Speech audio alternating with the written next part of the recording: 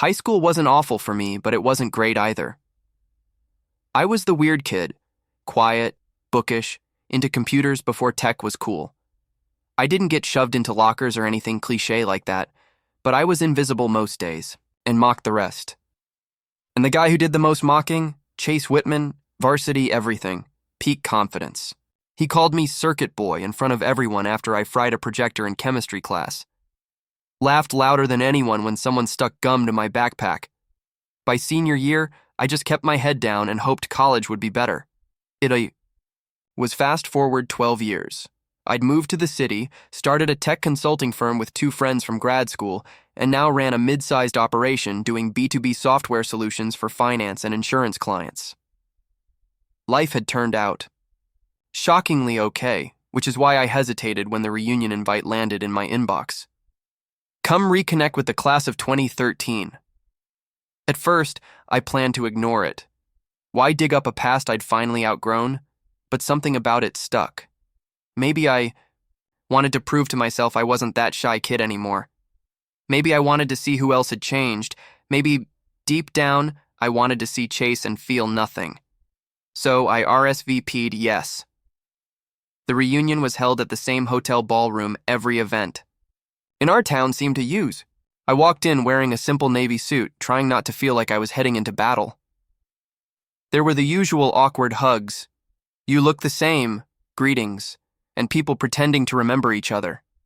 Then I heard my name, my full name, across the room. No way. Jason Mendenhall? I turned. There he was. Chase.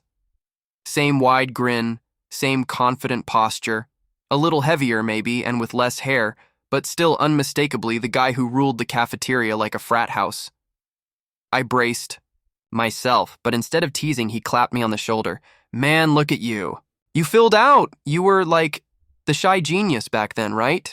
I smiled politely. Something like that. You still doing computer stuff? I run a tech firm now. His eyebrows lifted like I'd said I was the mayor of Los Angeles. No way. That's sick. We should catch up. You're probably killing it. It was so casual, so friendly. For a second, I wondered if he didn't remember who he was to me back then, or if he just hoped I didn't. The rest of the evening was fine. A little weird, sure, but no disasters. I actually had fun with a couple of people I hadn't thought about in years. Then, as I was leaving, Chase caught up with me in the parking lot. Hey man, he said, you got a card or something? I might want to talk business. I gave him one, mostly out of politeness. I didn't expect anything to come of it. 2 days later, he emailed. Hey Jason, seriously great seeing you. I've got a situation I think you could help with. Would love to talk more. You free this week? I was curious, so I said yes. I had no idea what kind of mess he was in. We met at a downtown coffee shop that felt too trendy for a guy like Chase, but he showed up in a blazer and jeans, trying to look polished. Still had that same confidence in his stride, but underneath there was something different. Tightness around the eyes, like someone trying hard to hide panic. Appreciate you meeting me, he said. Didn't want to dive into this at the reunion. No problem, I replied, mostly curious at this point. Chase ordered a black coffee and launched into his pitch. Turns out he'd started a business, a marketing and branding agency. Not huge, but enough clients to stay afloat. The issue?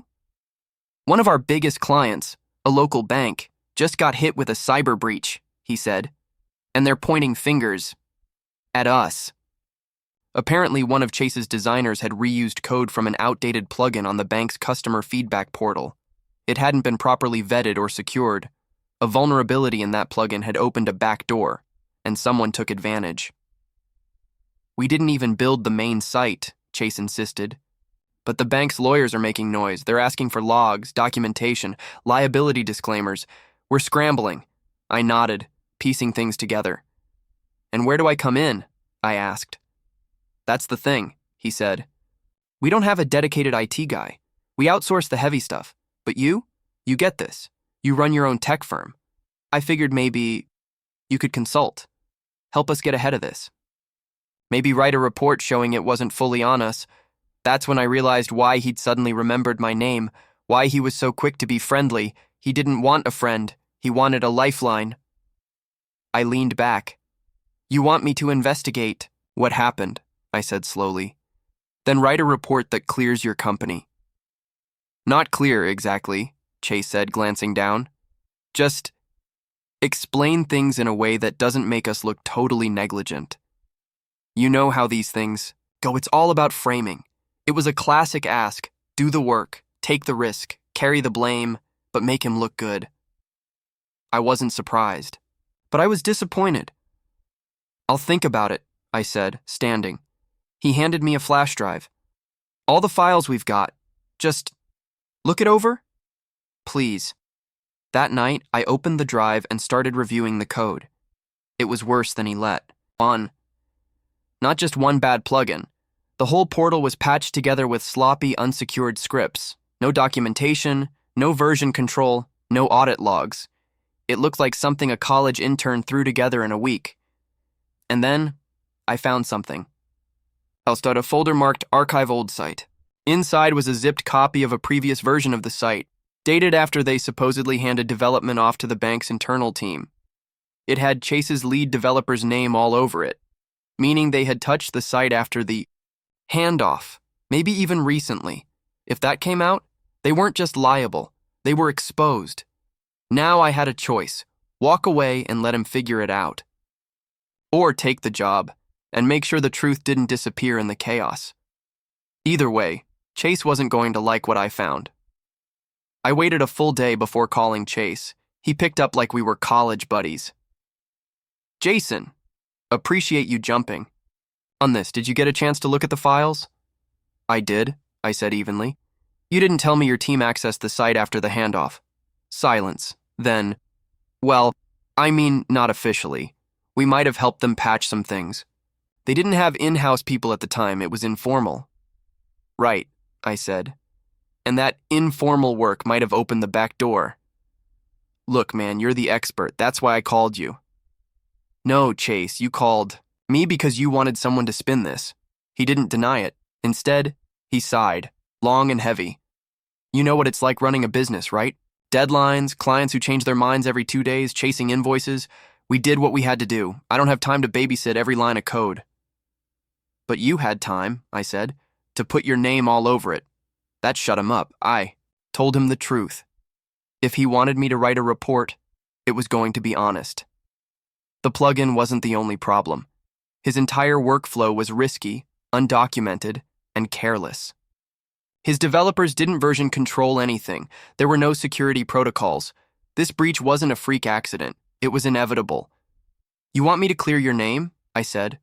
Fine, I'll write the report, but it's not going to say what you want. You'd really do that to me? He snapped. To you? I said. You did this to yourself.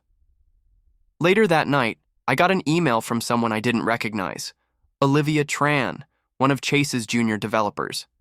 She said she heard I was reviewing the breach and wanted to talk, off the record. We met the next morning at a diner. Olivia looked exhausted but alert, like someone who'd been carrying a secret too long. I just wanted someone to know, she said. We warned him. I have emails. I told Chase that plugin was out of date and insecure. He told me not to overthink it and pushed us to ship it anyway. Said the client wouldn't know the difference. I sat still. Why are you telling me this? I asked. Because if this whole thing implodes, I don't want to go down with it. I need to protect myself. And I don't trust Chase to do that. That was the last piece I needed. It wasn't just carelessness. Chase had actively ignored warnings, and now he was looking for someone else to clean it up, or worse, cover it up. But here's the thing about being the weird kid in high school. You spend a long time learning how to be quiet, observant, strategic. Now I had a choice: write the report truthfully and walk away, or take things further. Because I wasn't just holding a flash drive anymore. I was holding leverage, and Chase had no idea how much he'd underestimated the person he used to call Circuit Boy. I wrote the report. It was clear, detailed, and fair, but unflinching. I laid out how the breach happened, where the failures were, and exactly how much of it traced back to poor internal practices at Chase's company. I didn't exaggerate, and I didn't speculate. I just told the truth. Then I sent it to Chase. He called within 15 minutes. "Jason, man, this reads like an execution." "It's the truth," I said. "And if the client asks for it, this is what I'll send." This could bury us. "No," I corrected him. "Your shortcuts might bury you. I just documented the ground they're being buried in." I thought that would be the end of it, until I got another email. This one from the bank Chase had been working with. They'd heard my name from a junior project manager who'd seen the report, and they wanted to know if I'd be interested in consulting directly with them. Not a one-off gig. "We're considering a full overhaul of our client interface systems," the VP wrote. "We want someone who's thorough and honest. You come recommended." It wasn't until the official call that I found out Chase's company had been dropped. Not sued, yet, but very publicly replaced. And they were bringing me in. I didn't gloat. I didn't post anything online.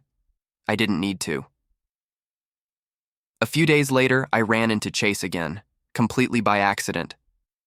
We were both walking into the same shared downtown workspace where our firms sometimes rented meeting rooms. He looked tired. No blazer, no cocky grin, just a man walking with the weight of consequences. He gave me a short nod. "Guess you got what you wanted, huh?" I shook my head. "No," I said. "I got what I earned." He didn't reply. Just walked away. Looking back, I don't think Chase ever really believed he'd face real consequences. People like him, charismatic, loud, used to being liked, they're good at rewriting the narrative. But truth has a way of surfacing, especially when someone finally stops being quiet about it. And me? I'm still the same guy I was back in school. Still into systems, still detail-obsessed, still doing the work no one notices right away. But I'm not invisible anymore. Not to my clients, not to people like Chase, and definitely not to myself.